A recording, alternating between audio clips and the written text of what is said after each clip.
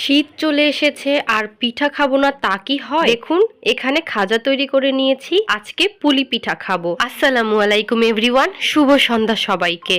তো আপনারা সবাই দেখতেই পাচ্ছেন এখানে আমি রুটি বেলে নিচ্ছি, পুলি পিঠা তৈরি করব তাই। তো প্রথমে একটা রুটি তৈরি করে এভাবে করে বাটার মুখ দিয়ে গোল করে কেটে নিচ্ছি। তো এভাবে করে গোল করে কেটে তারপর পুলি পিঠা তৈরি করব।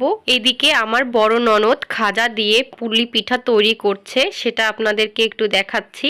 তো এভাবে করে গোল কাটা অংশের ভিতরে পুর নিয়ে তারপর চারপাশটা এভাবে করে আটকে তারপর ঘুরিয়ে মুড়িয়ে এভাবে করে ডিজাইন করে নিতে হবে। তো দেখুন কত সহজেই খুব সুন্দর করে ডিজাইনটা হয়ে গেল। এই যে এখানে অনেকগুলো পিঠা বানানো হয়েছে, তো দেখতেই পাচ্ছেন কত সহজে তাড়াতাড়ি করে পিঠাগুলো বানানো হয়েছে।